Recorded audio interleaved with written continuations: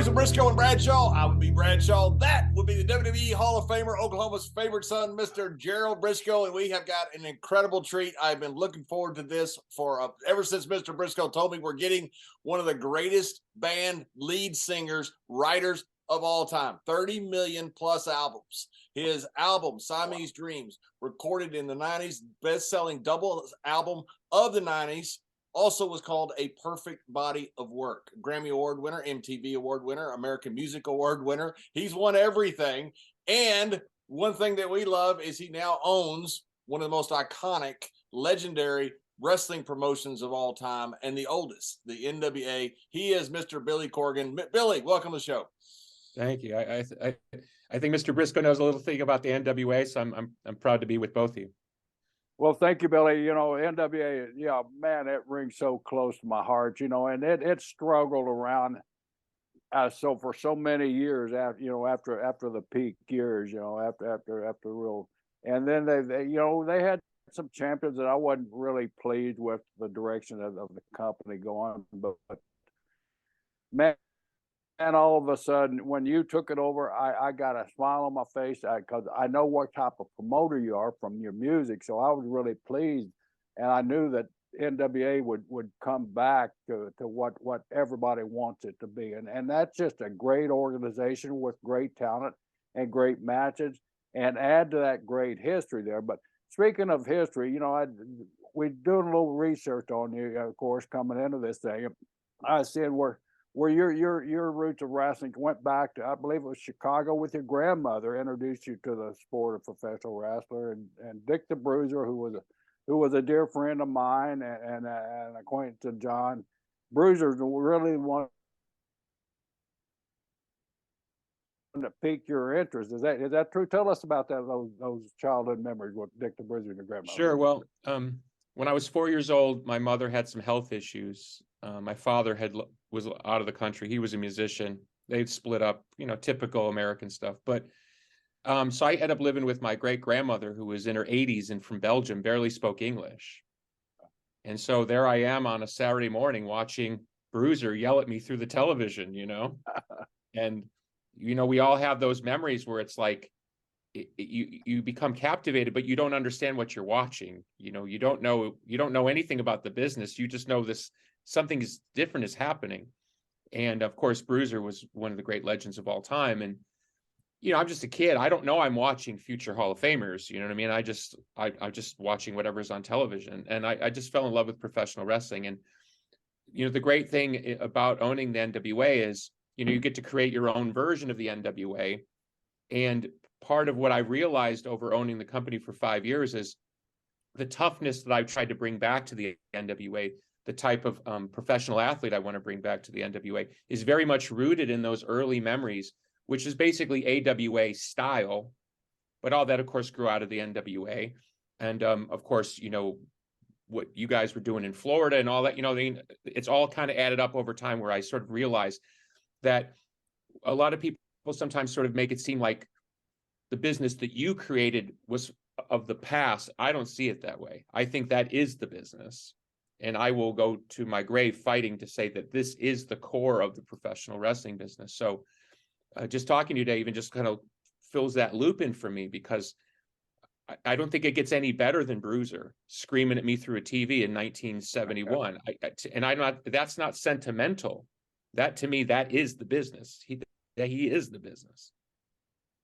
Oh, well, what do you think? You know, when cable came along, all of a sudden, you know, the small areas are getting out, and all of the cables in here, and you're getting this strange product from Georgia, you know, coming on your screen, which is the basics of what you really grew to love, and the NWA Georgia Championship Wrestling. Was that music to your ears, so to say?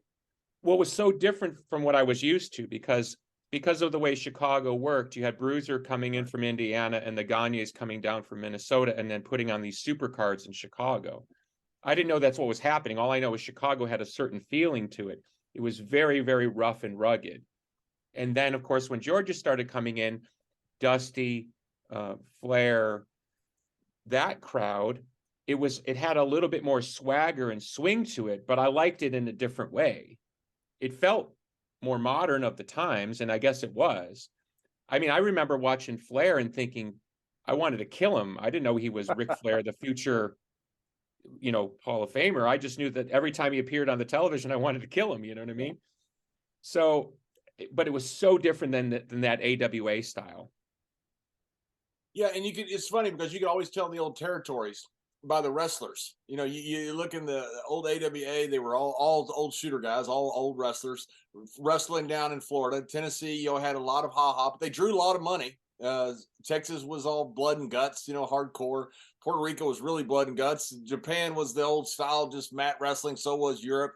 And it's interesting to me that you chose to bring back that one style that, always all of them drew money, but the one style that was the most popular for wrestling for almost the entire first part of the century was the NWA. And that was a concerted effort on your part to bring back that athleticism, that shooter style of athlete, right? I really think that, one riff that I have is, I would argue that the most popular wrestling promotion in the world is UFC. They adapted, as you're well aware of, they adapted the code, swagger, and promo style of, 90s WWEF. Even the backstage entrance, they did it all, which is smart by Dana. So they glommed that all onto their product, drew big money, and really kind of changed everything, including the professional wrestling business. So my point is when I watch UFC, I basically see that old NWA style. And in my mind, what draws money? You take two old big hosses and you put them nose to nose. If you don't want to see that fight, then you don't like a fight. That's, what I mean? Your reputation, John, was one of the toughest guys in the business. So when you were in the ring, I wanted to see what was going to happen, because that's what I pay to see, right?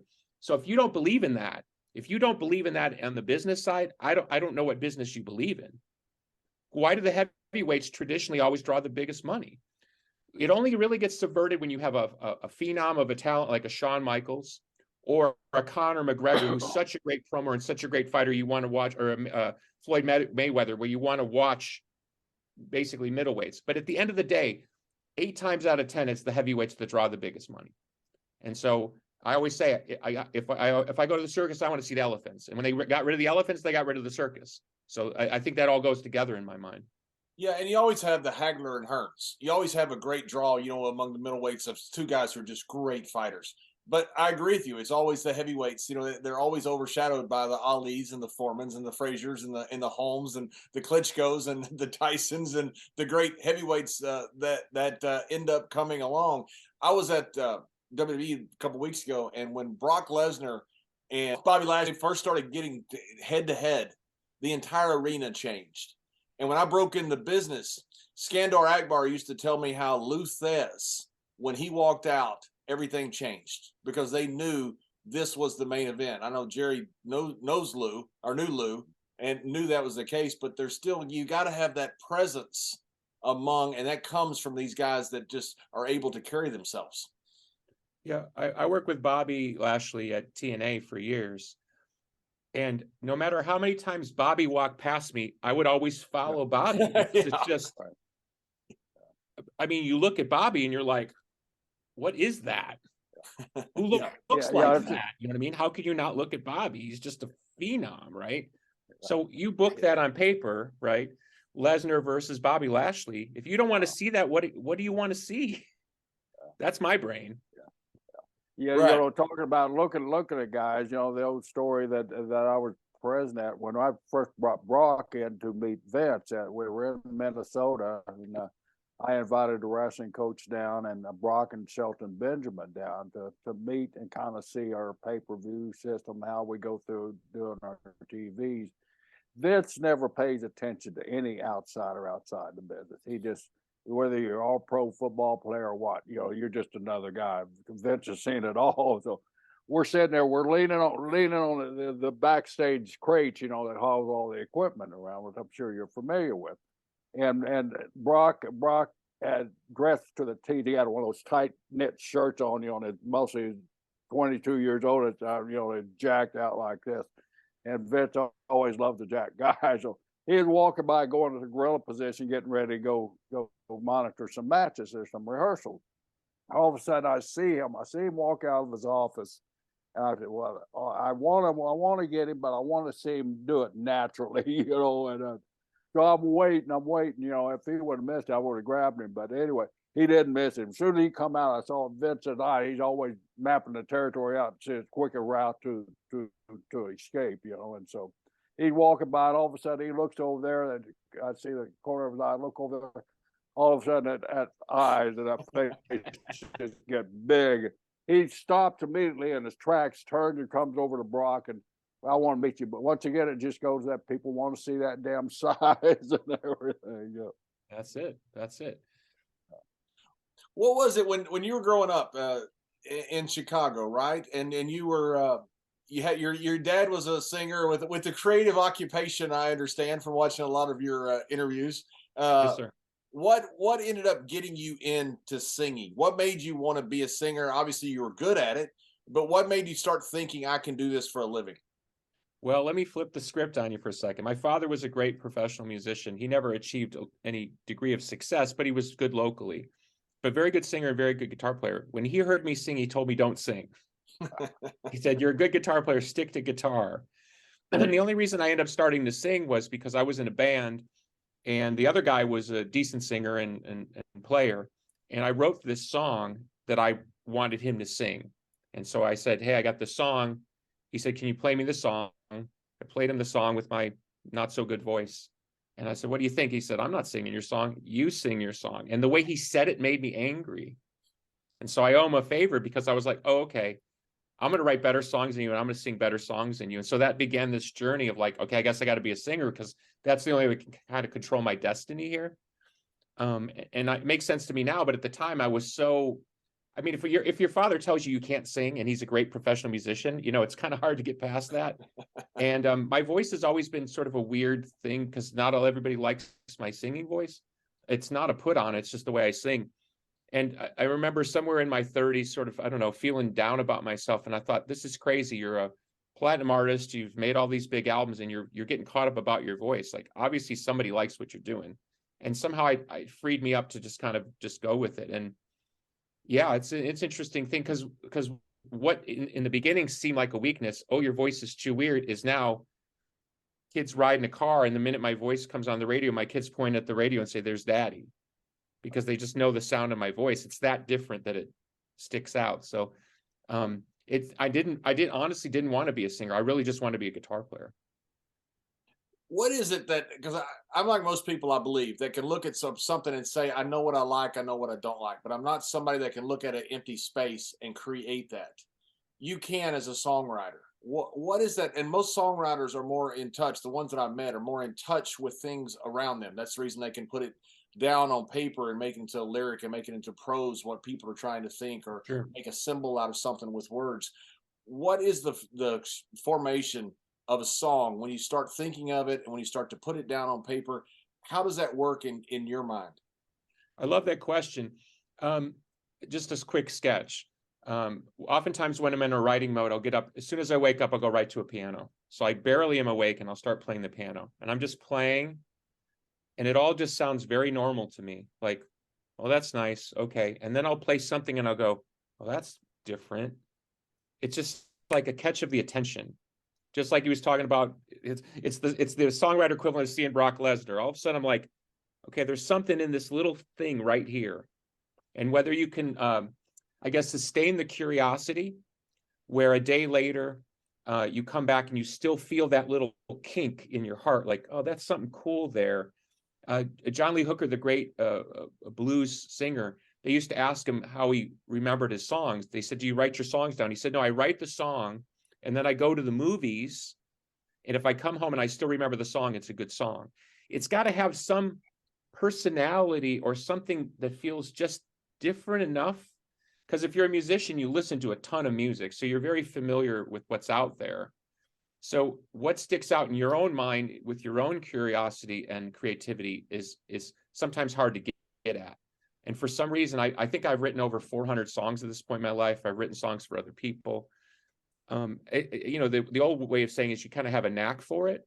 but I don't know if you can teach it, because I could teach anybody how to write a song, but the ability to recognize what it is about what you're writing is unique and what is dross and not worth holding on to, that's a weird skill. And no one taught me that. I just had it.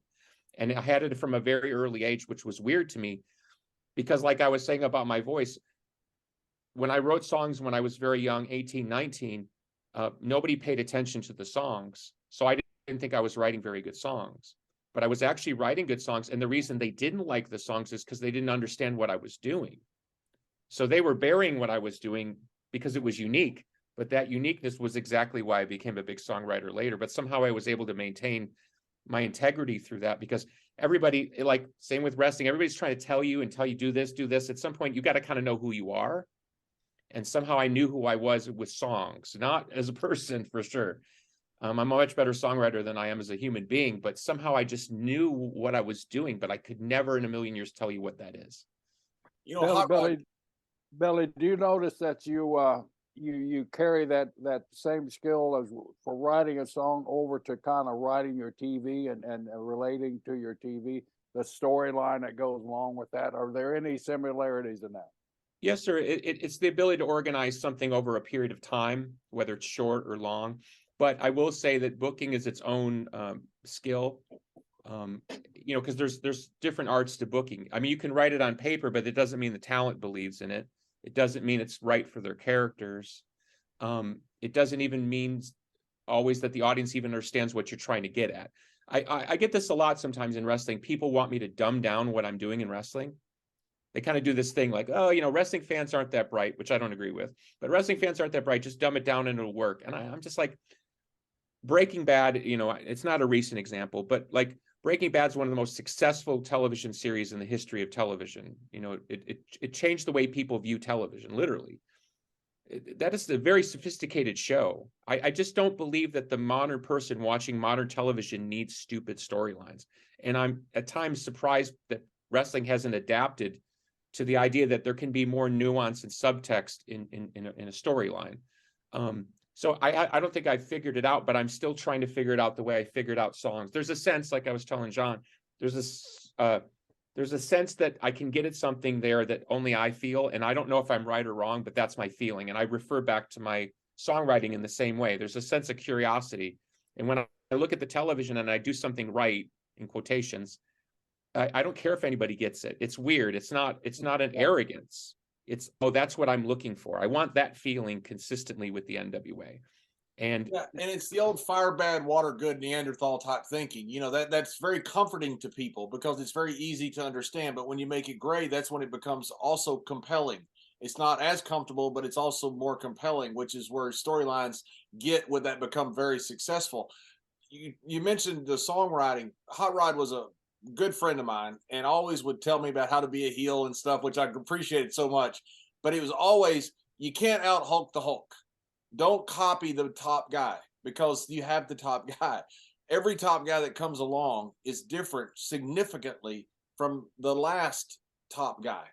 When you started writing songs, do you realize that you were writing something different? Was that a conscious process, that it was different from what other people were doing? Said, I'm not going to copy something that's there before? Or was it just something that came out of you that was organic, that you didn't really have a plan for, you just needed an outlet for?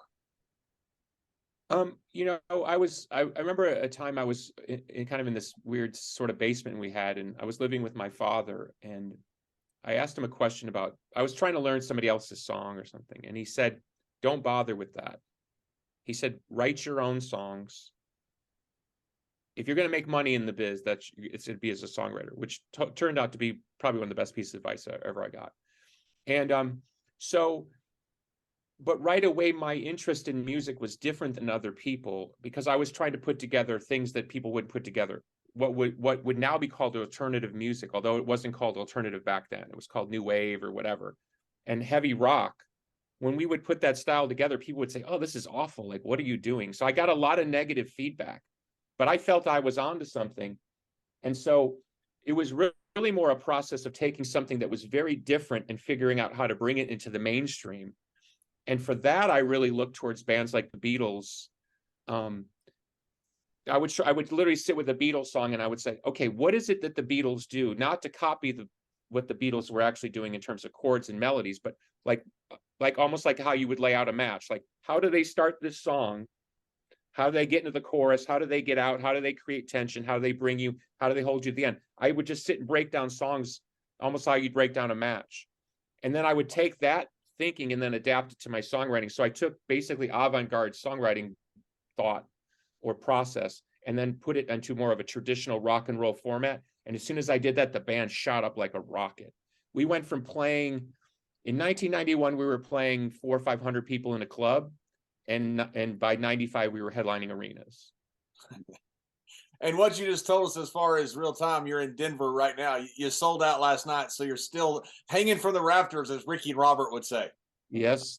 Yeah, I mean, it's an unbelievable blessing. And especially post-pandemic, for people to come out, put their good money on the table and want to see a good show. We're very appreciative. It's a cool time. And crazy is now there's tons of young fans. So whether it's Netflix series my songs are in or Spotify and stuff like that, I don't know, but all of a sudden the crowd's really young and it's awesome because it's almost like having a second, adolescence again. You touched on it, Billy, a little bit in your answer to John's question. You're writing an alternative style and you were getting negative feedback. Obviously you didn't let that negative feedback bother you, but did you know at the time that you were creating a different genre of the music? Was that your intent when you started? Well, it's a great question, really, because on one level, I didn't necessarily think we would be big in the way that we got big because there was no evidence for that. It wasn't until Nirvana had their breakthrough album and went on and sold a gazillion copies, and then were on the cover of Time. Up into that, alternative bands, if they were lucky, could sell out a building maybe 4,000 or 5,000 people, which is big. So our aspirations weren't, to go sell out 15,000 people. It was like, oh, if we can play the 3,000, the 4,000, we're winning. We're rock stars, and everybody's going to pat us on the head. But yeah, you're conscious of the fact that you're doing something different. You get a ton of negative feedback, especially as a band from Chicago. We were told repeatedly, you can't be successful coming out of Chicago. You have to move to New York or LA. You have to play the game out there. You have to do all these stupid gigs that people would do. And somehow we were able to just put our heads down and say, no. It was like, how can I put it? It's like saying to yourself, I think I can be successful, but the only way I'm going to be successful is I do it my way. So if I do it my way and I win, like it's like winning the lottery. And if I don't, well, I'm willing to fail because I can't see how I would succeed the other way. I'm too weird. I look too weird. I sound too weird. My music's too weird. So I've got to figure out how to make this thing work. And back to some of what John was saying, about not trying to be Hulk or something, right? It's similar to that sometimes with wrestling talents. It's like, you almost have to sit them down and say, look, can you assess who you are, what makes you different, what makes you stand out, and then amplify that and attract people to you? Because somehow, if you really think about it, and I'm going to go back to music for a second, the biggest stars in music, I call it one of one. There's only one Jimi Hendrix, only one Bob Marley, only one Kurt Cobain, only one John Lennon, only one Lady Gaga. But people get it in their heads, almost in an insecure way, that by copying or being like something, that somehow it's going to be successful. And so I got it in my head, is my point, that if I was going to win, I had to win somehow with whatever this thing is. And it worked. And what's weird about it is then when it stopped working, and there were times where it didn't work, then people try to get back in my head again and tell me, see, that was a fluke. Now you should do it this way. And I kept saying, well, I don't know how to do it the other way. I don't understand what compromise means. If you could give me some magic pill to take it and make me successful again, I'd probably take it because I don't like being on the down. But somehow it's all worked out. It's a wild, crazy journey. I couldn't have predicted it in a million years. When did you realize, or was there a certain moment when you realized, I'm a freaking star? I do have a story, right? So we played Saturday Night Live for the first time about 93. And then the next day, which would have been Sunday morning, we had to fly to Houston because we had a gig. So Sunday morning, get on the plane, fly to Houston. I'm at the baggage thing, and I'm standing there, and this guy's burning a hole in my head like this. Now, I'm from Chicago. When a guy burns a hole in your head like that, he wants to pick a fight. So finally I looked at the guy and I was like, you know, is there a problem? And he goes, were you on television last night? And I was like, oh my God, like, wow, this shit works, you know, started to cuss, you know, and I couldn't believe it. I was like, this guy, and he wasn't, you know, he wasn't a young guy with a funny haircut. He was like a 50-year-old guy. And I'm like, wow, that's weird. Like television, you know, goes up in space and this guy knows. I couldn't believe it. I saw an interview you did either with Joe Rogan or Pierce Morgan. I'm not sure. I watched a bunch today. They're all very good, by the way. You at one point went in and bought a Ferrari with cash. I mean, that's like the dream of everybody. That's rock and roll there, brother. That's I'm paying cash. I'll tell you the story if you don't mind. So I get it in my head, I'm going to buy a Ferrari, right? I just, it was like, I didn't even look at a Ferrari. I was like, I'm going to go buy a Ferrari. So I go to the thing and the guys treat me really bad, you know, cause I'm a, you know, slumpy musician, right? You know, and he's asking me all these questions, very doubtful. And then at the end, he's like, how are you gonna pay for this? And I go, cash. And the look on his face was like, huh? I was like, cash. Like I was waiting. I set him up. I was waiting to cut the promo the whole time. So I bought 164K cash. Boom. Wow. Wow. Let's go. What'd you bring it in? A briefcase or what? two paper bags from Jewel or something, you know. So you walked there with $164,000 in cash and walked out. John, that was his merchandising money from the night before. There you go. See? You understand. But it's the greatest feeling when you're getting the bite and you're going, oh, this is gonna be good. This is gonna be good. This is gonna be good. Then finally, you set the hook on the guy with the cash. And then fast forward 6 months later, I'm driving that Ferrari too fast down a Chicago side street and I get pulled over by two vice cops, right? Cop walks up. What are you, racing into the Indy 500? I get out of the car, you know, I'm wearing a long black leather coat. I got the shaved head, the whole gimmick. And they immediately thought I stole the car because they couldn't believe that I owned this car, right? So I sat there for 15 minutes while they ran the VIN numbers and the whole thing. And I'm talking to the cop and the cop goes up, how much did you pay for this car? And, you know, I know CPD guys, right? So I go, do you really want to know how much I paid for this car? He's like, tell me. And I told him $164,000 cash. You know, the guy's probably making 70K a year at that point. This is in the 90s. And the guy just kind of slunk away because, like, what's he going to say? He went from thinking that I couldn't afford the car to now I'm telling me I just paid 164K cash for the thing. So, yeah, he went from thinking he can't pay for the car to think, I just pulled over Tony Stark. Yeah. I don't know. Ferraris, it's one of those moments in life. You know, that's what I was interested about was, you know, when you first realized, you know, you went to being this massive star. And there had to be that point where all of a sudden you realize, wow, this is kind of cool. What I'm doing is actually working. I mean, in 1990, I was working a record store earning. I'm sorry, I didn't mean to interrupt you, please. Money to me is always a barometer, you know, of stuff. You know, it's just the success of your art to me was always the greatest thing. And you had that. And when you realized that, I always thought that to me, that's the coolest point in somebody's life that has become, like you have, uber successful. Well, but that goes back to a little bit what we were talking about, because, you know, we thought we were going to be big, but not like that big. So, you know, I go from making 12K a year at a record store in 1992. I'm, you know, buying Ferraris for cash not too many years later. That's a wild ride, right? You know, yeah. You literally become the thing that you make fun of. Right. And obviously there were a lot of down years in between that time where you could put that 164K on a Oh yeah, no, that's you want some of that money back at some point for sure. Yeah. So with your music career, it's rolling, and all this time you have this hidden desire for wrestling. Kind of walk us through that nightmare of being a double personality with this. Well, you know, my first ever wrestling show was actually a WWF house show circa 99.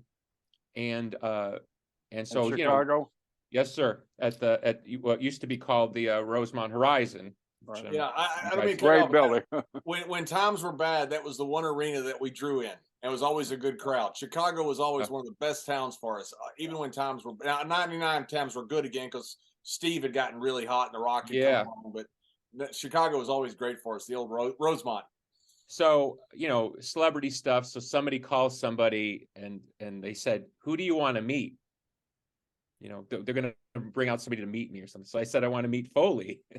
So I'm backstage at the Rosemont Horizon. I've never been to a wrestling show in my life. Now I'm hanging out with Foley eating donuts. Triple H is there, Rock's Eat there, donuts. Chyna's there. I'm hanging out with everybody, right? And Stone Cold, and everybody was so cool. Like they were smart, they were funny, charismatic, obviously. And I was like, wow, these are more interesting people than I would imagine.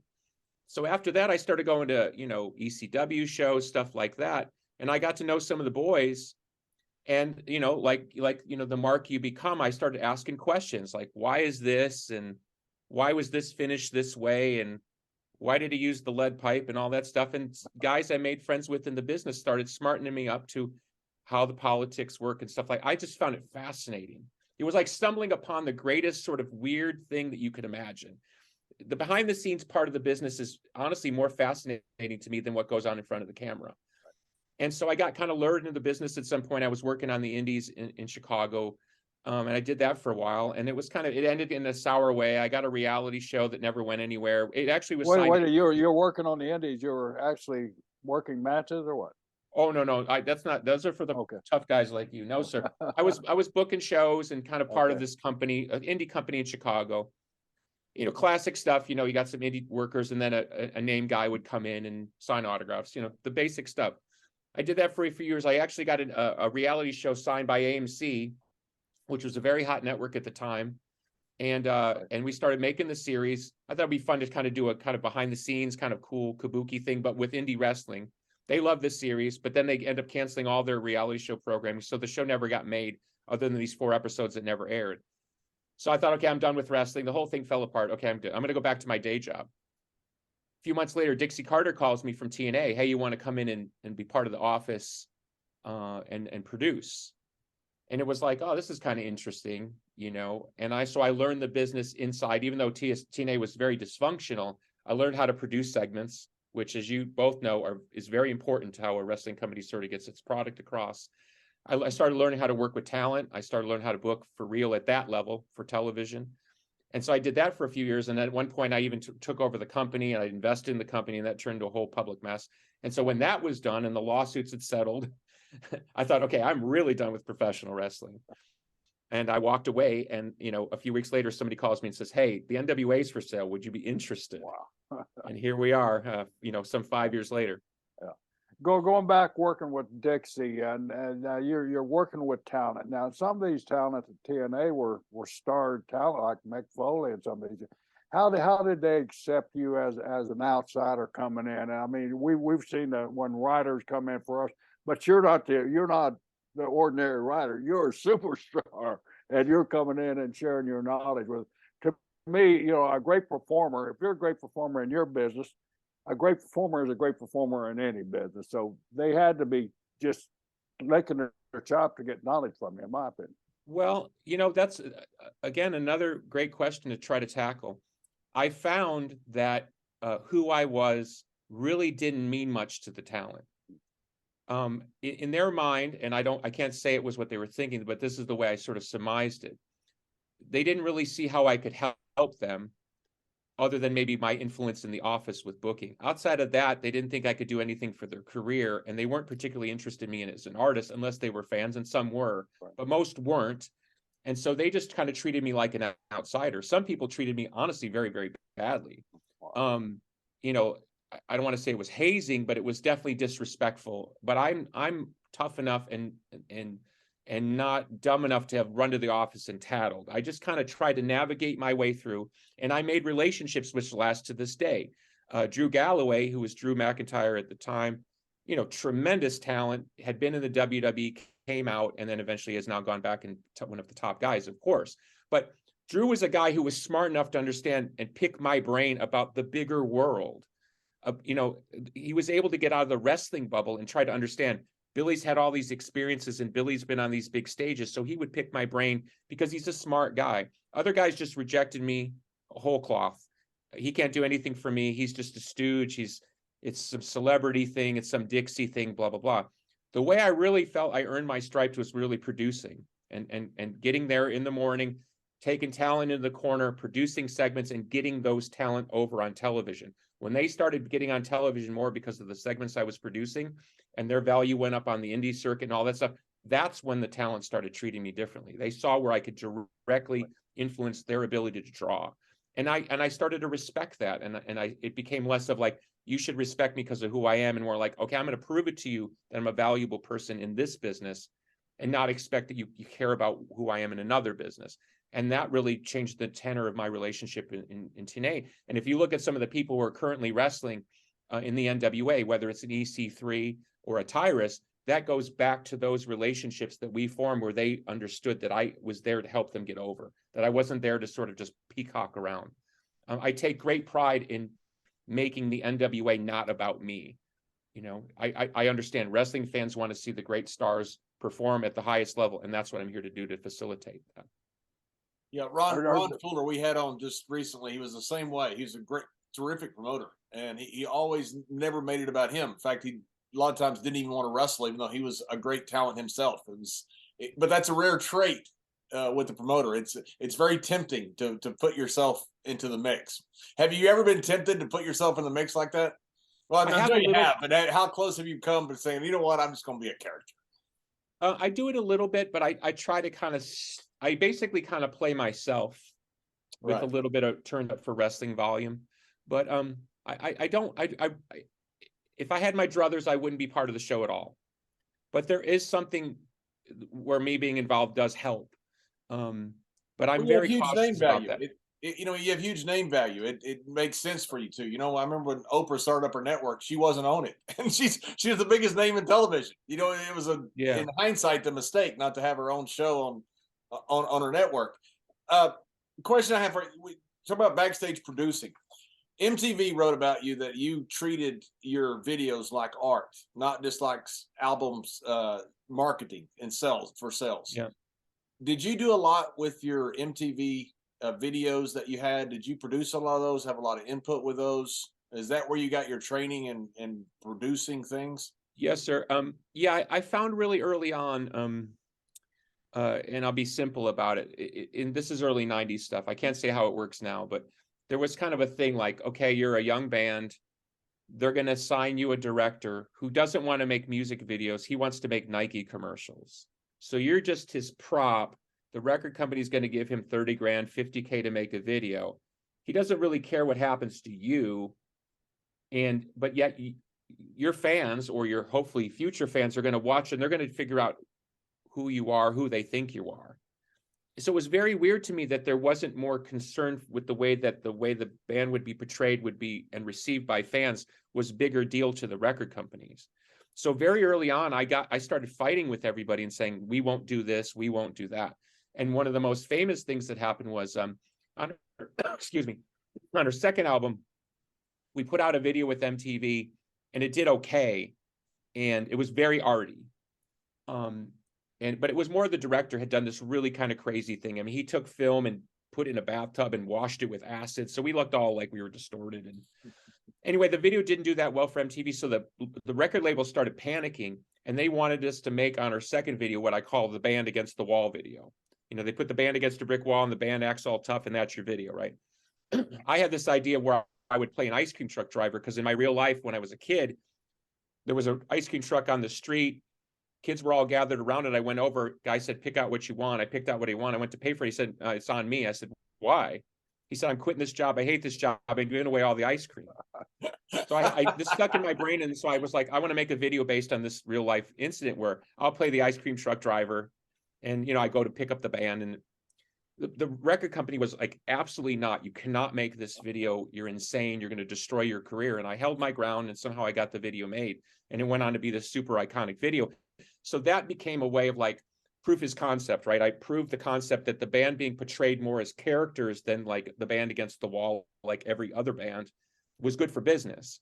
And in a little way, kind of aping off the Beatles, where every Beatle had its own individual personality, I tried to present the band as 4 distinct personalities, and worked hard. And you have to work with directors and producers and budgets. And so that was really a very early training, with kind of the time is money, which we deal a lot with in wrestling, you know, because in a perfect world, everybody wants to look perfect and everything's fine. But we all know wrestling just doesn't work that way. Right. And when the thing about wrestling, you know, it's very similar to music. What have you've been around since the 80s, 90s? Jerry's been around since the 20s and 30s. The 1820s and 30s. But we've seen things change dramatically, and I don't know if in another period of 40 years if things have changed that dramatically, say from 1900 to 1940 or 1850 to 1890, something like that. But you saw the real wild times of the 70s, 80s, and 90s in everything, in sports, in wrestling, in music, and now you're seeing a complete different version. What commonalities have you seen as far as, say, wrestling and music, as far as the performing of it on stage with between, say, music and wrestling, and how that's changed over 30, 40 years? I think probably the challenges that both businesses face is you have such a complicated marketplace that the temptation is to make social media sort of the core of how you attract an audience, but I don't think it necessarily translates into long-term business. So it's kind of like, you know, burning down your house to stay warm. It's a weird thing. It's very hard to preach traditional value in a business, both in music and wrestling, that's moved very away from its traditional core of how to promote and gets into a lot of other stuff. So I think it's one of those questions. It's a great question. And I don't really honestly have an easy answer for it. I do know that one thing that I've really learned in dealing with professional wrestling at the ground level repeatedly in the last 5 to 7 years, and where it has influenced me in the musical thing is if you get 10,000 people in an arena like I had last night, you got to give them something to talk about. Just getting up and playing well isn't enough. There has to be something, whether they're going to take a picture or talk about something that happened. You have to give them enough, because that part of the world is not going to change now. That's permanent. Like, let's call it hashtag world or share on Instagram world. You have to give them something, because they have to go into the world and tell people that what you just did was worth seeing, and how they can't miss it, what we call FOMO, right? You know, fear of missing out. And wrestling really does deal with FOMO much better than the music business, because music business is really, I'm not saying wrestlers are not egoistic, but the way you're raised in the music business from an egoistic point of view, it doesn't always translate in understanding how that will make good business. Wrestling, we all learn, and I've had to learn later in life, is it's a team effort, right? You could have two great wrestlers, but if the angle sucks, you know, nobody cares about the match, type of thing. Musicians are taught that just standing on stage, there's a glow around them, and that's enough. But in the modern world, I don't think that works. And so you see a lot of not as good artists and lesser artists getting over because they're better at social media and creating almost like a cartoon, you know, a superhero persona, and people buy into it, and the music becomes secondary. So it doesn't make sense the way I'm saying. It's like the business. Yes, is yes, it does. Yeah. They become a social media character instead of who they are. Do you see a lot of similarities in the wrestling talent and some of your contemporaries in the rock and roll business? You see it, and the stars, you know, are the stars, their attitude and their demeanor the same as wrestling and rock and roll? Well, there seems to be something that's happening across the board in the entertainment spectrum, where a star has to be interesting, like not just in the movie or on stage, but in real life. It's like it's almost like a 24-hour reality show. That's a weird thing, because if you look at let's go back to the golden age of Hollywood, which you can argue the business was never bigger than it was in the 30s, in the era of the Wizard of Oz and all that stuff. What they did is they protected those stars, and they only presented them when they were at their absolute best. The pictures were perfect. The movies were perfect. If they went out and did a personal appearance, they were wearing minks and their hair was, you know, they presented them as like sort of gods. Now you're supposed to sort of buy into this guy in a $200-400 million movie as Batman, and then you go on his Instagram and he's walking his dog and talking about, I don't know, he stubbed his toe. It's so weird. That's a weird combo. It seems antithetical to business, and I think often it is. People like to point to and say, well, it works for this one guy. But what I always say, yeah, but it doesn't work for the 9,999 others that can't get over. Yeah, I agree completely. I've always thought that guys would do something and take themselves out of that character so badly on social media that it hurts them. You know, Larry Hagman used to wear his cowboy hat everywhere when he was J.R. Ewing, not because he was trying to fool people that he was J.R. Ewing in real life, but that's what people wanted to see. And so many times we have guys who will do something and then on social media they're completely different. I think the only guy who can look like himself all the time is The Rock, but he looks better than his video game anyway. He's so Well, the first time I met you, I was a fan of JBL, you know, the wrestler. And the first time I think it was at a WrestleMania, you and I talked for about 10 minutes. And you were smoking a cigar and you came up and started talking to me. And I was scared to talk to you because I believed JBL, the character. And now I'm talking to you, the real person. I'm still like, there's JBL's in there somewhere, right?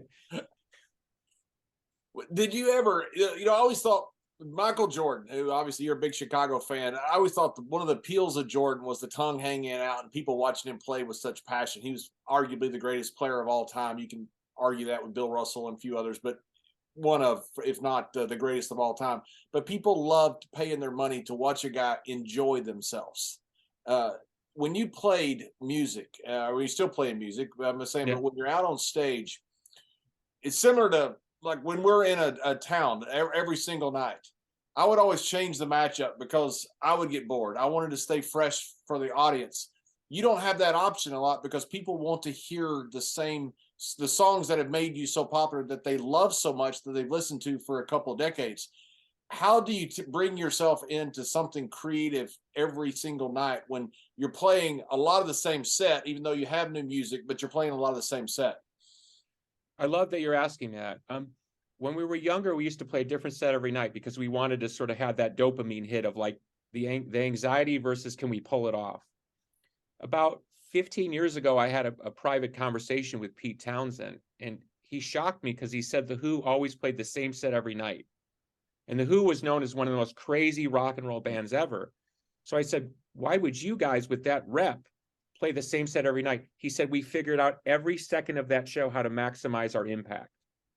So what we've done in our elder years is by playing the same set every night, we figured out we're going to make the show rock every second of the night and learn how to lean into it and make it better. And then after the show talk, oh, that one spot there, we could have done that better and you should have done that. And so it's made us sort of more disciplined. But to the spirit of your question, I think that I agree with you 1000%. People focus with a band on the set list. How many hits are you going to play this classic and stuff like that? I honestly don't think that's why people go to shows. They want to see you have the experience of playing the song. So if you're bored and thinking about your taxes, I think then even if you play the song, they walk away kind of disappointed because it doesn't meet the thing in their head. So you just got to get yourself in the space. I think at this point at 55, it's a space of appreciation. It blows my mind. Like, and I'm probably wrong, but I'm just going to throw out like some stupid numbers, right? Like Spotify every year will post like how many listens you have and how many unique. I think the last time I looked, I think we had something like 24 million unique listeners in 1 year and 240 million song listens or something. This is mind-boggling numbers, right? For a guy who grew up in a basement. So when I'm in now at this point in my life, I try, if I'm standing there and I'm playing a song I played 1,000 times, I try to find somebody in the crowd who's excited. I try to find a young person who's having their first concert. And I try to put myself back in their seat and think, if I can't appreciate what they're here for, then I'm in the wrong place. I need to go home and read a book. I live in a very nice house, right? I've been able to sort of flip the script where it's not about me. It is about me. And they're there to see me, but my job is to show them something that convinces them that what's happening is real. People don't like the Pumpkins because we're fake. They like us because we're weird and real. I go up on stage every night in a dress with makeup on. Don't ask me why. And what's even weirder is I walk on stage like that and nobody even blinks because I'm such a weirdo, you know? But that's just who I am. And so if I can really get into the heart of that and appreciation of that, I would say as a Christian, even it's like get in the space of a God-like appreciation, meaning thank you, God, for this opportunity. Thank you for allowing this to happen. Thank you, God, for giving me even the chance to speak. My father, who we talked about before, never had even remotely the kind of success I had. And I watched him really suffer for that, really feel discarded or something, right? So even thinking about my father who passed away in the last year, it's like I try to put all those pieces together. And if I can get there, then I can see I can see it in their faces that they're getting the show that they want from me. Yeah, and it's so tough on this young generation because you look at, like, say, wrestling. I mean, which obviously Jerry and I know a lot better. We had the territories, and so we wrestled all over the world before we end up getting up on a big stage and being in a place where a lot of people could see us. So we had this wonderful educational background of all this stuff we put in the bag, that we knew we had done so many things in so many different areas. Didn't mean we were good, but we at least had been in a lot of different circumstances. You had the same educational experience of growing up playing in clubs until you get to the 20,000 and 30,000 people. That educational experience is almost impossible to replicate. And that's what we're seeing now a lot with young people in both music and in wrestling. You know, I don't know how they succeed. I mean, I don't know how The Miz comes from reality television and puts together a Hall of Fame career. He is incredible, but he didn't have that education. He had to learn it kind of on the, not kind of, he did. He learned it on the fly. Yeah. It's just, it seems like almost a well, it is a handicap, I believe, for a lot of these young guys. And it's hard to be able to give them that knowledge because they don't have that educational experience of, like in rock and roll, playing in clubs before you get to the 20,000. Well, you can go on YouTube now and you can watch an 8-year-old kid playing Eruption by Eddie Van Halen, perfect, note for note, every bit. I can't do it. And you can go, oh, that's pretty cool. But it's kind of weird, right? Because Eddie Van Halen played in clubs. Eddie Van Halen was an immigrant from another country, arrived in America not even speaking English. He was a genius. When you hear him playing Eruption, you just don't hear a skilled guy playing. You can hear all that experience of playing in backyards and clubs. It's all in there. And so you can see it where, you know, and I obviously I deal with a lot of young talent, you know, watching YouTube videos and marking out for, you know, some Japanese wrestler, and they miss that. You don't understand, like, sometimes the perfect move is to do nothing. You know what I mean? Sometimes, but you can only learn that.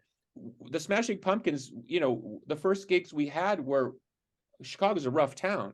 Wednesday night in a bar where people are looking to get laid and drunk, they don't want to hear some weird screechy music. So we had to figure out how to get them to pay attention to us, you know, and it was horrible, but we learned something that I still walk on stage with all these years later. So I'm with you on that. I wish there was a different way about it. I don't know how to explain sometimes to the young guys, like, and I know you know this conversation. It's like, I can do this, and I got this many Instagram fans, and da da da. I had this conversation recently with the young talent. He was painting a picture of who he wanted to be. Great. He had high aspirations. Great. And he was trying to understand why he wasn't booked higher up in the card.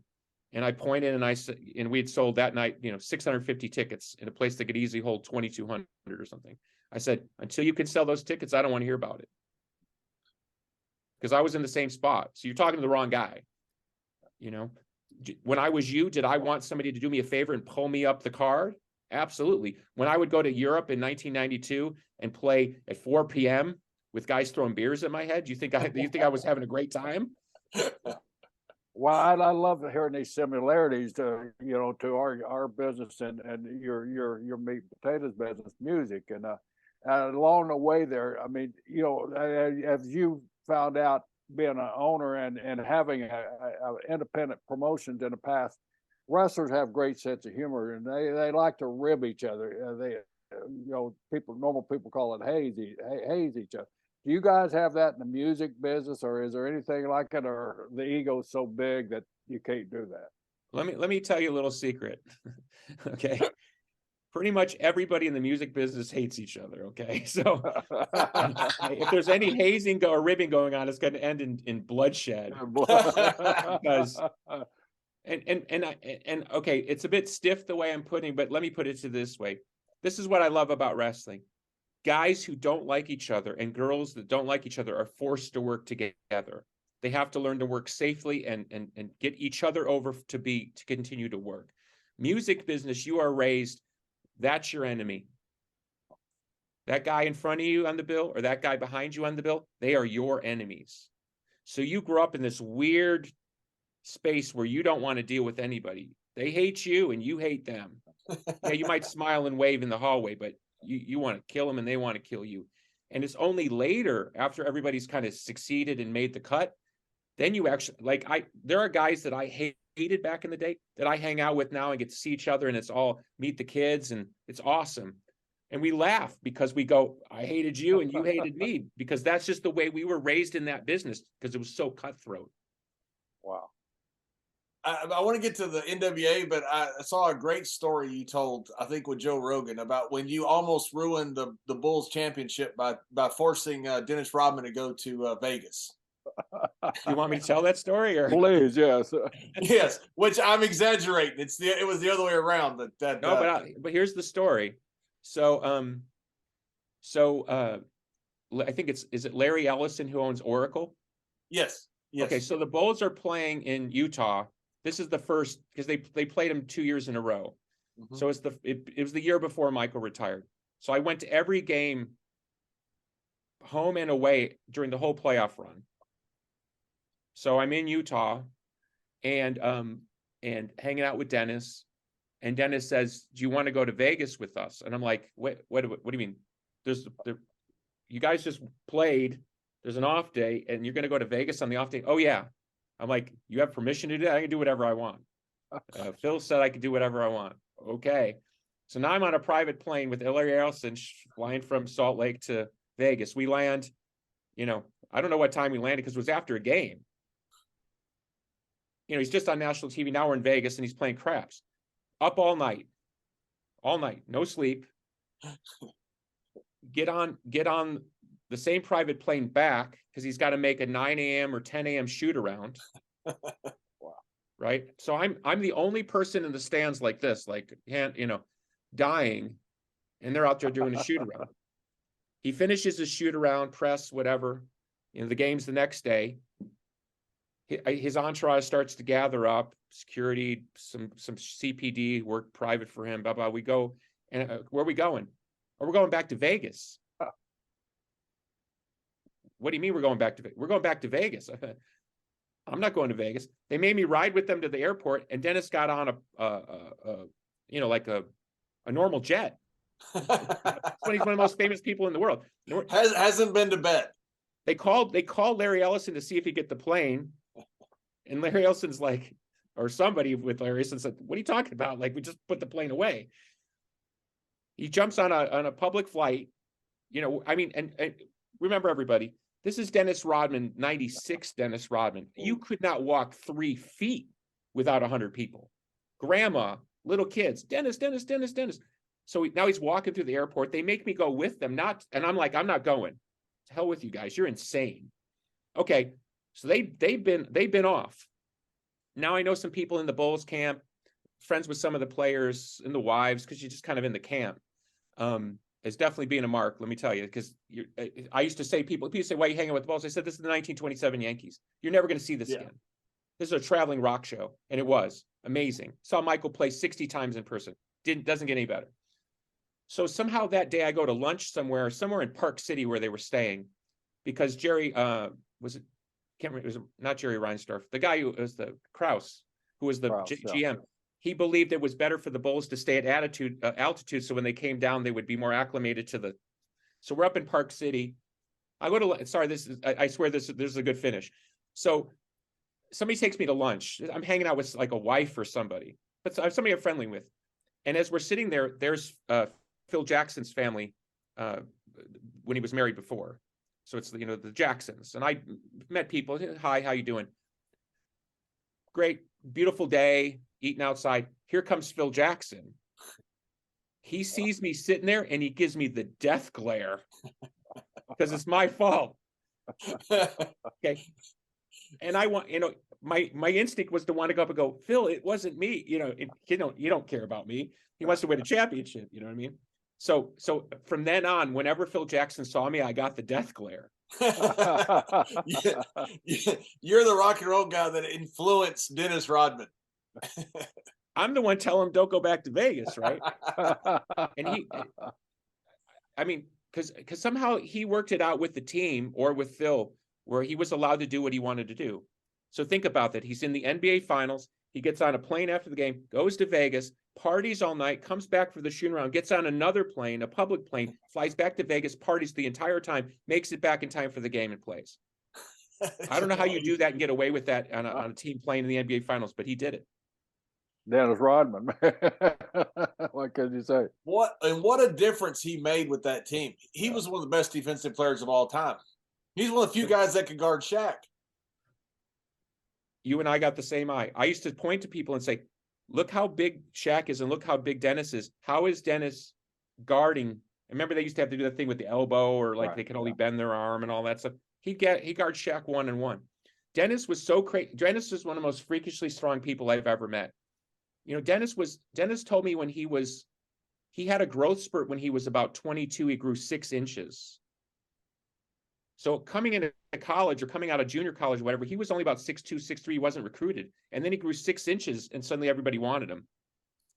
Dennis didn't look strong, but we used to go hang out at a club in Chicago and we'd always be behind the velvet rope type of thing. Dennis hated anybody who disrespected women. He was crazy sensitive about that. If he saw any man disrespecting any woman in our crew, he went berserk. And some guy was doing something and he reached over and he grabbed the guy by the trapezius and with one hand lifted the guy in the air like this and put him over the velvet rope and set the guy down. I mean, crazy strong. Like I mean, not many people I don't think could do that. It was like a movie thing, you know, he just lifted him like, boop, get out of here. Yeah, and I'm with you on the Bulls. You know, if Michael's dad unfortunately hadn't passed away and he hadn't retired and played baseball for those couple of years, I mean, they would have won maybe 8 straight. And if they hadn't broken the team up after that, they had that strike shortened year. They would have won that year. They could have won another one. They could have won 9 or 10. I mean, they could have been the same as the Celtics. Yeah. If I could just say one thing about Michael that always impressed me is he not only was the most gifted offensive basketball player of his generation, he liked to play defense. He liked mentally destroying the other shooter. He talked junk the entire game. I used to ask guys, because I'd run into guys that played against him, the stuff he would say to guys on the court. I can't repeat. You know what I mean?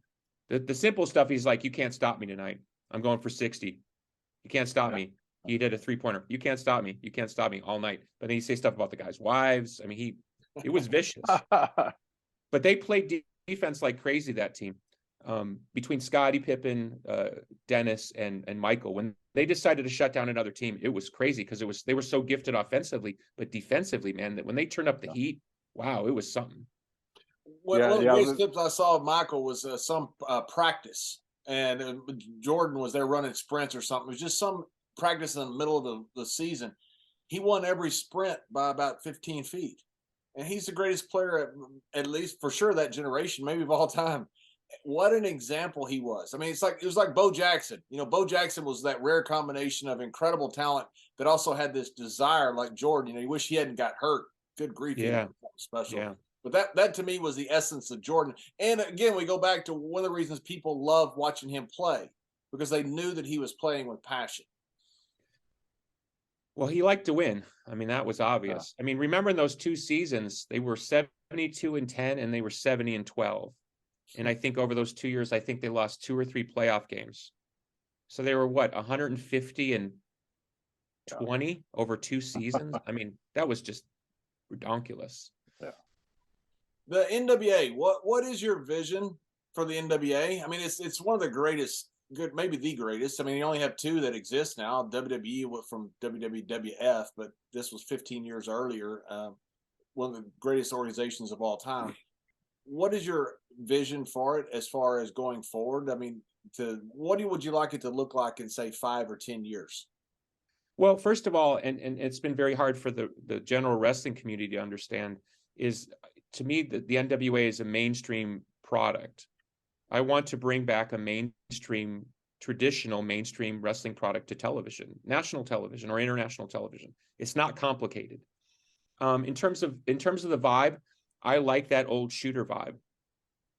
I want you to watch people that you believe can beat your ass. That's it. And I want the toughest to win, and I want the toughest to feel like they're the stars of our company. And it's interesting because as I've pivoted to that over the last 18 months and really built the company around the toughest people, not always the biggest, but the toughest people, I really see how it's starting to really click. In essence, I finally connected that passion that I had for Bruiser when I was a kid to the modern version of the NWA. A lot of people in the wrestling community, and I know it's a hotly debated topic, they like what's going on with, I call it the 8-star Meltzer matches and all that stuff. And I like that stuff too. But if we're just talking business, just straight business, not fan stuff, I still believe in Brock Lesnar versus Bobby Lashley. And in this upcoming main event, Matt Cardona, who's recast himself on the independent scene as the star that he is, versus Tyrus, who's 6'8", 375 pounds, versus Trevor Murdoch, who's 6'3" and another 350. I want to see that match. And and I like to say is if you don't want to see stuff like that, don't watch the NWA, because that's when I'm going to give you more and more of that. And as we climb, and as I'm able to kind of develop younger talent in the mold of the NWA, we will be the toughest, hardest hitting wrestling promotion in the world. I know there's the strong style in Japan, but to me, that's a different psychological. Yeah. Hard to explain. Yeah. I don't mean it It is. disrespectfully. No, it's just a different psychology. Yep, we get it completely.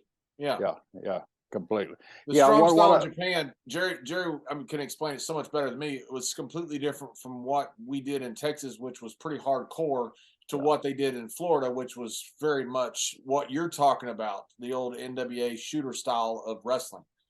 It's significantly different, right, Jerry? Right, it certainly is. But what I really like about your show, I went back and I watched some of your tapings. Well, the one which you did at the Chase, I mean that was old memories. That's recreating old school TV. I think what you did, and you did a masterful job on that. You and your crew there, and I really enjoyed that series. But I watched several of your TVs, and you're getting what your vision is of that old school form of wrestling. A lot of no glitz and glamour stuff like that, but solid, good basic competition among the guys, the talent in the ring. And you got some terrific talents. You just named them right there. That's some of your guys that are really good. And you got a couple of young ladies that are kind of setting the bar too for I make the argument we probably have the toughest women in the business right now. Yeah. I love it. I love women who can be strong, beautiful, and vicious. I think that's a beautiful combination. And with the men, I want the meanest, toughest elephants in the middle of the ring. If you can't hang, then go impress somebody else somewhere else. Right. My NWA will be, if it's, you want to call it old school, you want to call it AWA, you want to call it Florida with Eddie Graham, or you call it whatever you want. I put it this way, and I say this, of course, respectfully to you, Mr. Brisco. I want you, or if Bruiser in heaven, I want you guys to look at what we're doing and be proud, because I believe that is the business. And I'm not saying there isn't other variations of the business. If you ask me in rock and roll, who are the greatest bands of all time? I'll tell you Led Zeppelin, the Beatles, because they were great at every level and every facet of the game. And when I look at the old school style, why was it that way? Because it was going to draw the most money and bring the most people in. And it did repeatedly. Now we've broken in all these micro genres and subcults and stuff like that. I still believe the business in capital letters is what I'm describing. And so again, it's not sentimental, but I would hope that when you see what we're doing and as we progress, you would say, that's the business. That's the way to draw. That's the way to keep people coming back. Yeah. Everything else is it's kind of to me like a t-shirt. You could put it on or you could take it off, and you could put on another t-shirt or take it off. But the core of the business for me will always be Bruiser, or the names. I mean, they're all legends. Harley, I like to talk about I remember being a kid watching, and here comes Harley Race. And I'm like, why is this guy whispering, right? Why is he whispering? By the end of the promo, I was physically scared of a guy through the television. And nothing I've ever heard about Harley told me that my instinct to be afraid of this man was wrong, right? Billy, we all were afraid of that man. Can I tell you a quick story if you don't mind it? Sure. Please. So it was the WrestleMania a few years back when the company was in Phoenix out there, and Harley was riding around on that little scooter, Roto-Rooter thing, right? And somehow it was during the day, and I was out on the street, and I was staying at the same hotel as the company. And as I'm standing on the street on my own, and around the corner comes Harley on the little scooter thing. And I'm a huge Harley fan, right? This is years ago. And I have that moment like every Mark does, like, oh my God, am I going to say hi to Harley, or is I going to shake his hand? And as he was going by on the scooter, he gave me this look that said, "Kid, stay away from me." And I thought, I'm scared of a man on a little scooter. Like, I'm 6'3" and 220 pounds. He scared me on the scooter. Skandar Akbar, who I broke in with, did so much for me. Him and Killer Tim Brooks. But he used to always say about Harley was the only guy tough enough to bump in the keel. And Jerry will tell you how hard that original ring was in the keel. Thank goodness, never had to wrestle in the keel in that old ring.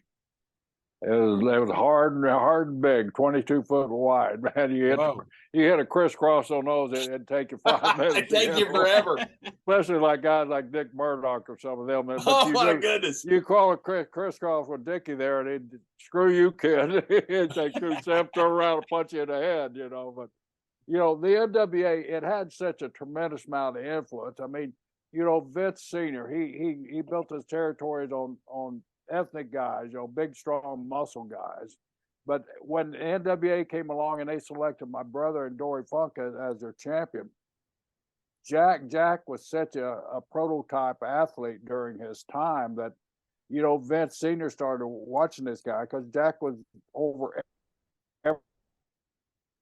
everywhere that he went, just, by his looks, his skill, his talent, and his personality. Well, that even influenced Vince Sr., where, I got to have me a Jack Briscoe. So he consulted Eddie and Jim Barnett, and they led him to Bobby Backlund. So Vince Sr. completely changed his MO of doing business because of the influence of the NWA. And that's what you're trying to get back, is that same influence there. I didn't know that. That's amazing. One cool thing I should tell you, since we're talking about your brother, is because I love memorabilia, so I've been finding these fan photos that people would take in the 70s, and recently I bought maybe like 800 photos of the Florida territory. You're in some of the, basically ringside photos, but you're in some of the photos. Are they the old Miami collection? It looks like that, yeah. It's like probably 1972, 73 era. There's pictures before your brother has the belt, where Dory has the old NWA title belt, the Nature Boy Buddy Rogers belt, that belt, and then obviously they switched it at some point to what is the 10 pounds of gold with your brother. So I've got shots of that, but it's cool. It's just fan photos, but it's so cool to see you guys, like the snapshot vibe. It's not the perfect shot, but it's cool because it puts you in the building. Yeah. Cool. Speaking of Jack Briscoe, you own the Paul Bosch library, right? Not true. So when I bought the NWA from the guy who owned it previously, Bruce Thorpe. Yes, sir. Right. He had arranged to exploit the NWA Houston library. So as part of the deal, he said you can only buy the NWA if you also basically take over the exploitation right of the library. But in order to make the deal, the Bosch family had to sign off on that. So I have the library. I haven't chosen, I have exploited it in certain ways, like I lend footage and get money and stuff like that to like an HBO special, like they wanted footage of Andre the Giant, stuff like that. I resisted the urge to just kind of throw it on the market or do something cheap with it. I'm trying to find the right situation for it, because there's so much great stuff in there. And even at one point I was in discussions with WWE to try to buy the library, but that just didn't work out because there was stuff with the family. So it's unfortunate at this point that that library is not better exploited to the general public, because it's a great chapter of NWA history, but I do not own the library. Do you have a general knowledge of what's in that collection? Oh yeah. Yes, sir. Yeah. There's some a there's- unique thing happened. Jack and Harley, they switched the title, of course, in Houston. That's one of the few matches at modern time that there's no video of. And I know Really? Paul Bosch, and Paul Bosch, whether he was told he couldn't film or not, and that's a rumor that Paul Bosch was told he couldn't. It was Paul Bosch's territory. Paul Bosch always had a handheld handycam, those little cameras that used to go around. Yeah. I know that there's got to be in that collection somewhere, because Paul Well, wouldn't miss an opportunity like that. Well, I certainly would love to find that footage. I think my best understanding is only 60% of the tapes were transferred before I took over the sale. And as you can imagine, there are a lot of those old 2-inch Right. Betacam Yeah. reels, and so that there's some, they have to be temperature controlled, and Right. it's a very complicated thing. And honestly, I mean, I thought at some point the WWE would have just bought the library and sort of sorted it out. It got into kind of complicated legal issues with the family, and then WWE kind of stepped back and said, "You guys work it out." And I've never been able to work it out with the family, so it's a complicated issue. And but yeah, I mean, for all I know, it's literally in the vault where I have this stuff stored. Yeah, I it's just buried wouldn't in know there it. somewhere. But there was such a plethora of huge, we look upon legendary stars, that passed through that territory. That library is just, it's got to be a gold mine. Then you have those, but then you have those weird matches of like Paul Bosch at like 65 against right. not Baron Leone, but there was a guy like a Baron something like, and fans, put it this way, you watch it with a 2022 eye, and the fans are going berserk for Paul fighting Mr. Bosch fighting some mid-card guy. I don't know. I can't, because I wasn't there, but it seems pretty weird to me. But well, it's something to be too. of great value, and John and I both like a copy of it. If you run across anything of Bronco Lubitsch doing the referee where he's counting to 3, tapping his flipper, that was an old Houston legend. That's what Paul, he didn't like getting up and down, and some of the guys would do like 15 high spots to make him get up and down. So he just started, okay, I'm gonna tap with my foot. Bronco Lubitsch was a worker, right? He was a worker before he was he was a worker, but after he got too old, Paul made him a referee. Paul and Fritz made him a referee, so he went around. And Fritz, and Fritz, he ended up working in Dallas at the end. He was a great wrestler, terrific wrestler, great heat wrestler, yeah. And then he got in the office with Fritz, and Fritz made him. He was a booker, and he was also a referee. And he's like, he was bulldog banding clutches with the same. Once the guy started doing too many false finishes, he would just count with his foot. He just like, guys, I'm old. I've been in a million matches. I'm not getting down. That's funny. Until the finish. I got to look for that. Yeah, so those would be classic matches just from the referee counting with his foot. That's right. So Billy, tell us a little bit. I know you got something coming up this weekend. This will drop Thursday. It's coming Thursday, but this coming weekend also you have something special coming up. I'm looking forward to it. We're good friends with Tyrus, of course, and who isn't? A guy such a charismatic person there. But tell us a little bit about your event, how we can catch it, and all that. Sure. Well, we're on Fight for Pay-Per-Views, FITE. You go to Fight. Main event is Tyrus with Matt Cardona against Trevor Murdoch, who's the champ. And then the semi-main is Camille, who's the champ, been a champ over for a year, against Chelsea Green, who's Matt Cardona's wife, tremendous professional wrestler. And also Kylan King, who's really made her name for herself in the last couple of years.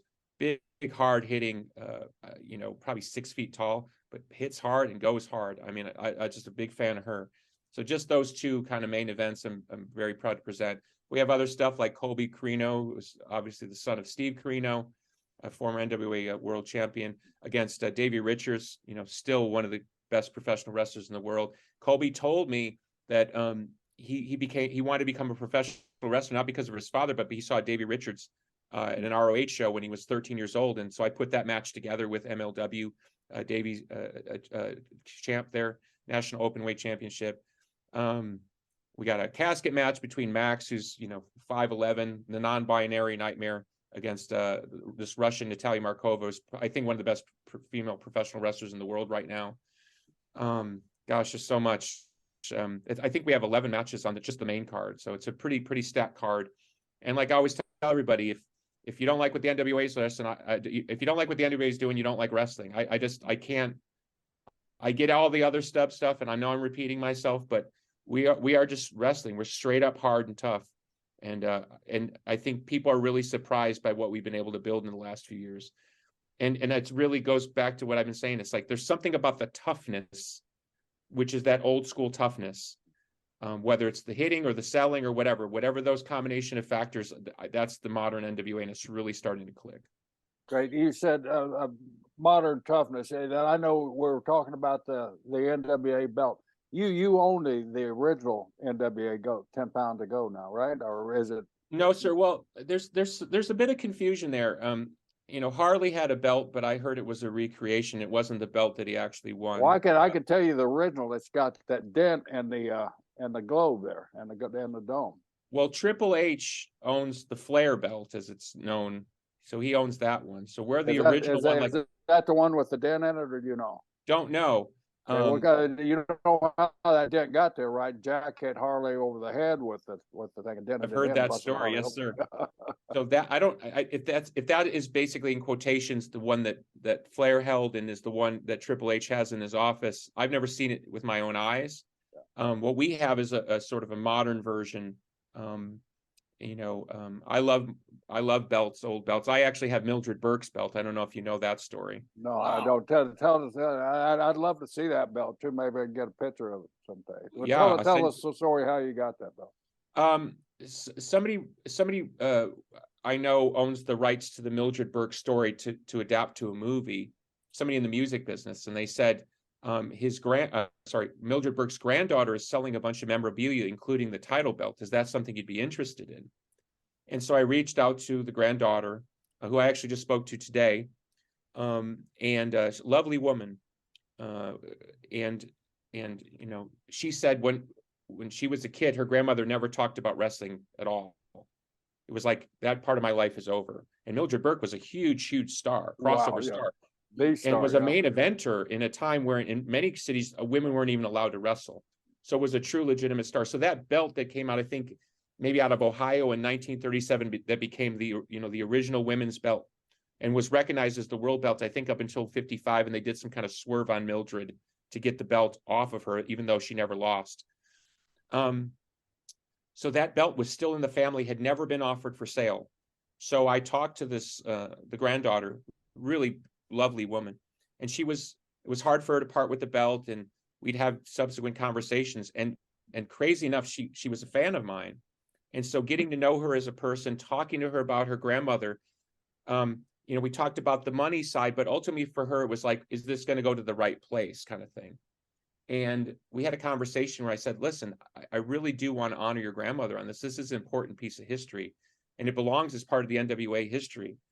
And she wrote me back and said, I really feel good about this. And so, yes, she sold me the belt privately, never put it on auction, which is amazing because, once it goes in auction, I mean, who knows who's going to buy it. And so I have that belt, and it's a pretty cool thing to look at because you think of the locker rooms that belt was in, you think of the arenas that belt was in, you think of who was around that belt. And of course, there's pictures of Mildred with Bela Lugosi. And I mean, she was a huge crossover star. She was a Hollywood star even at that time too. Yeah. So that's a cool belt to own. Yeah. Do you have any other great belts like that, or? I have a few things, but nothing sort of worth pointing at. But I keep poking around. You talk to one person, they got this, and there's one legend that has a belt that I'm trying. I keep like, sure you don't want to sell that belt? I feel like my friend always makes the crow noise, like, rah, rah. I feel like the vulture, like trying to get the belt off the guy. What belt is that, if you don't mind saying? It's actually from the same. I think it was the junior heavyweight title, but from that same era, the Mildred Burke belt came out. Yeah. But it would have been like a Billy Whipper Watson type of, when guys were over as junior heavyweights. And that was a stepping stone at the time, that junior heavyweight belt to go on all of Jack Hyde, of course, and then Vern Gagne, Dory Funk Sr., Dory Funk Jr. They were all junior heavyweight champions also. I just love the history. And if you allow me to cut a bit of a promo, because sometimes, you question yourself, like, why am I buying all this old stuff? And like I was talking about the pictures of seeing of you and your brother in those times, and it motivates me, right? It motivates me because I think I want to bring this back. again, not for sentimental reasons, because I believe that is where it belongs. It's something about the ambience, and of course, you know what I'm talking about. That I got a great compliment from David Crockett. He came to see us. We do Crockett Cup with their blessing, and he was standing in the back, and he told me, he said, the sound I hear, and the feeling of what you're doing wrestling wise, I feel like I'm back 84 in Charlotte. Like, you're bringing back that feeling, but I don't know what that is. And I said, I don't know what it is. You tell me, you were there, but that's what I'm after. Yeah, that's incredible. Well, Billy, thank you so much for joining us on the show. I've been looking forward to this for a while. I watched all your interviews today, and it was just you're a terrific interviewer. And when I saw you with Pierce Morgan and Joe Rogan, I thought, oh my goodness, I don't think Mr. Brisco and I are smart enough to interview you. Oh, no, sir. It's been a real pleasure to talk to both of you, and anytime. I'm always happy to come back if I'm good for that. No, you're definitely good for it, and good luck this weekend on your show.